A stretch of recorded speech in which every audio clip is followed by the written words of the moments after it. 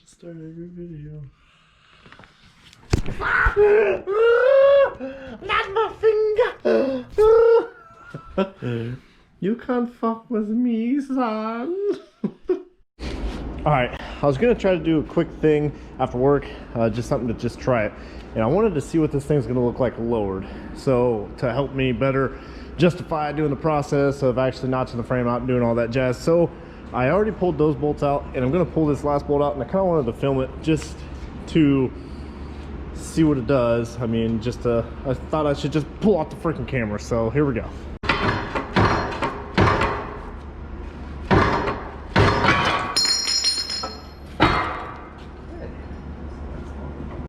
So what I'm going to do now is just unbolt one of these, the easier one, which is probably going to be this one, which is obviously going to be that one because that's the only one I can get to on each side.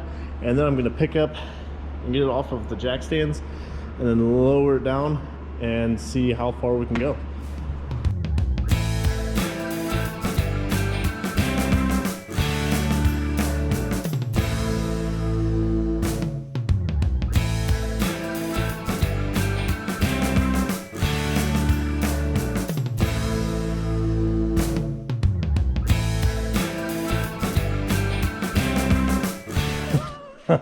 Okay guys, so here it is. Basically, most people, you know, are like, here's the before and after. I just showed you guys during. It looks hideous the way the leaf springs are coming up. I was just curious to do it funny. If I could take it off. It just looks ridiculous because of how high the front end is. It looks like a freaking, like, I don't know, one of them California boys. That was not my point. That was not my intention with this video. What a sagged out Duramax would look like. Because I've never airbagged anything in my life, and I think it would be cool to try it on this truck to say that I did it. And I think the easiest way to do it would be to notch this out, and when I notch this out, without doing anything with that, you know, notching it out and then putting an airbag in between there, there's still a lot of room if I cut out every bit of, you know, 5 or 6 inches out of this frame and then beef it up around it, you know.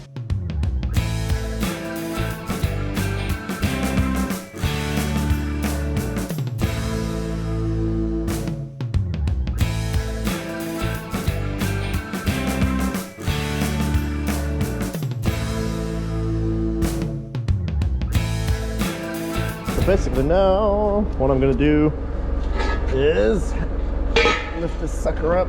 You already kind of see me go through the frame. I cleaned it up a little bit more and it's actually looking pretty nice.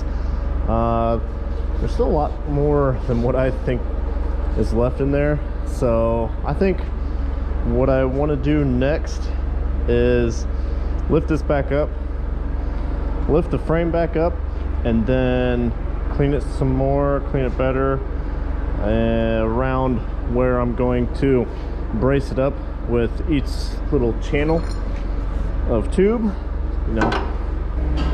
And lift kit is back. And as I've kind of said before, I think what I'm gonna do is notch it right here, so then I can not have to worry about the stinking rear end hitting the frame, because what I think I'm gonna do is take this and cut it out and then flip the axle, so that I don't have to actually run, you know, utilize the plates on these, which if I flip the axle, they said it's like an 8-inch drop.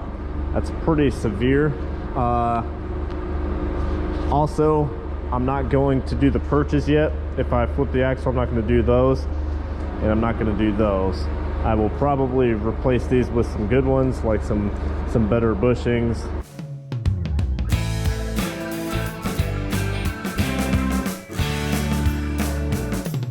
Thing I might try to do is flip this axle. It'll definitely be a lot easier to measure everything. Oh, come on. Yeah, I think I'm just gonna cut it from here, come up at a nice decent angle and then come over and then come back down and make it uniform on both sides. So here we go. Stop psyching myself out. Oh, I don't like doing this.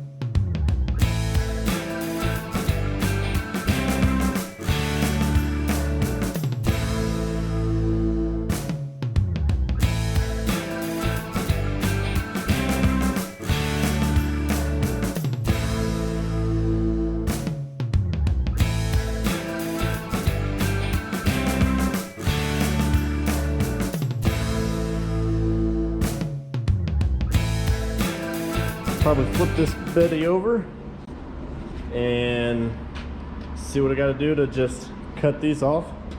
I'm gonna cut these dealies off. Oh, buddy, we're in it to win it now.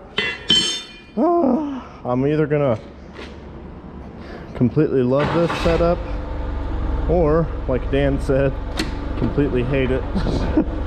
So, I mean, that's why they make welders, so that, you know, if you screw it up and don't like the way it is, then you can always just change it back. All right.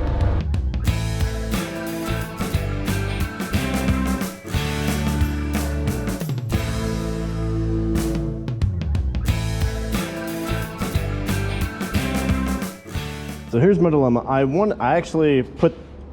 lowered the leaf springs and I actually stuffed it in there just to see what it would look like, and to make sure that when I put it in there, the pinion angle, it's a joke between them, some of our buddies, Mansfield, but the pinion angle is going to be different, I imagine, but not very much. So this, I'm just literally going to take this and then just weld it 180. Everything's bolted in. The rear end is in. And you guys can actually tell how low it's gonna sit, because there's the top of the tire and there is where the frame is level. So it's probably a good, you know, it's good that many fingers. I ended up ordering the lower A-arms from DJM, Calmex, lowering A-arm. Okay, so I have 1/2 inch thick steel. Some might say it's overkill. Some might say that I need to go bigger. And I say this is just the right amount of thickness. I can actually see where this rear end's gonna come up. So basically, if I wanted to, I could cut it right here all the way up and then right here all the way up, which would actually come up at kind of an angle. So I think what I'm gonna do is come over maybe a couple of inches on each side and then do like the little trapezoid dealie that they do on the other kits, and then, you know, weld the steel in first so that I have the shape of what it's gonna be, and then cut it with the torch on the bottom side of it so that the frame doesn't twist or anything crazy like that. So all in all, cut this out, frame it in, brace it with the piece of 1/2 inch or 1/4 inch in there. Get a bag. I need to get a bag first and then see how high I can actually go. I'm gonna get a low profile bag, maybe 3 inch down. I don't know if that's gonna be big enough or small enough. I'm gonna try to get one, you know, like a low profile bag on each side, and then once I do that, I'll weld everything in, air it up, throw a shit ton of weight on top of this rear end, and see how much weight I can actually. I just hope you guys are enjoying watching it as much as it is fun to build this kind of stuff, and it's been fun, but it ain't been real fun. It's actually been really fun.